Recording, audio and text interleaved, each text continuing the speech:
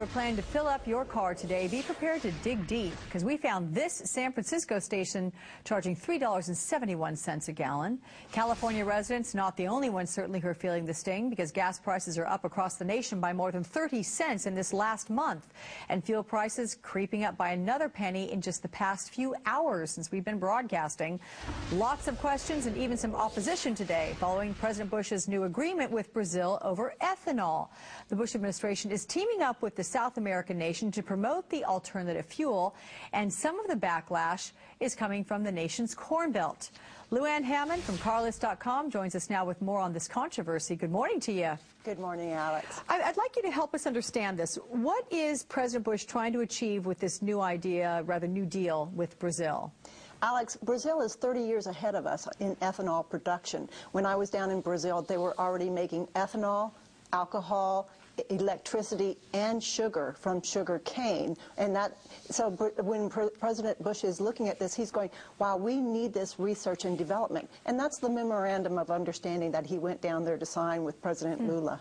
Well, I mean, it all sounds good on paper. I'm just curious, though, the farmers in this country, they're not happy about this at all, and why? Well, there are a couple of issues that really need to be addressed, and one of the issues, just a couple of years ago, the farmers were looking at selling some of their land because they weren't making enough money to survive, and now all of a sudden they've found a way to make money, and they do it domestically. Now, the problem that we have right now, and you're seeing this every day, people are saying, wow, the price of gasoline is going up.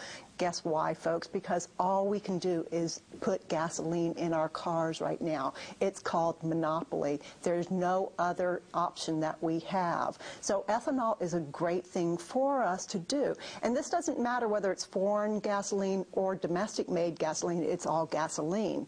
The problem with bringing in foreign-made gasoline, foreign-made ethanol, is that it will probably be brought in by the oil companies. It won't be brought in by the farmers. So that actually needs to be addressed before it's brought in, because if you have gasoline that is produced and sold by the oil companies, refined and sold by the oil companies, if you have ethanol that is brought in by the oil companies, is there going to be any competition?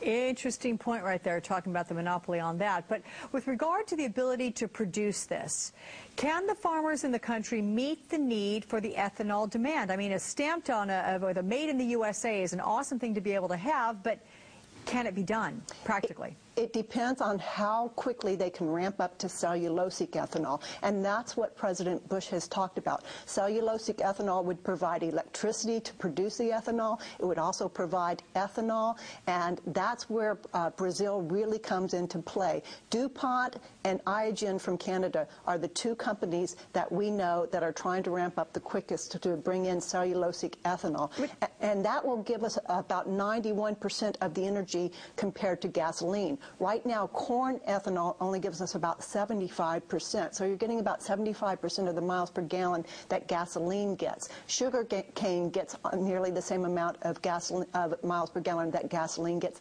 Cellulosic ethanol is a much better deal. If we can ramp up to cellulosic ethanol, we're on our way. Okay. In Brazil, when I talked to the Deputy Director of Environment in Sao Paulo, she said that every 5 years, the sugarcane manufacturers have to get relicensed.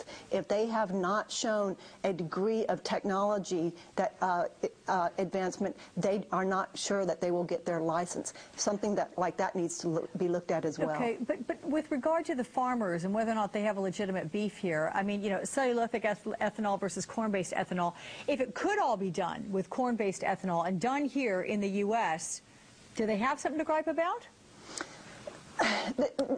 It's an issue, and we should.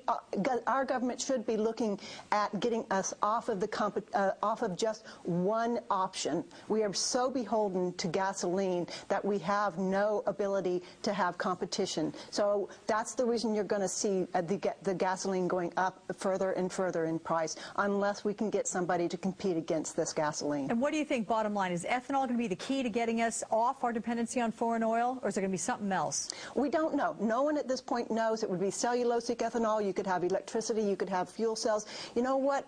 We are a brilliant nation. We have the ability, the science, and the technology to be self-sufficient. Now we need the will. Okay, Lou Ann Hammond, thank you for the lecture. No, I'm just kidding. It was good discussion. No, but good points. Thank you so much. Thank you, Alex. We are awaiting more details on the rescue of a newborn baby from her kidnapper. Criminal profile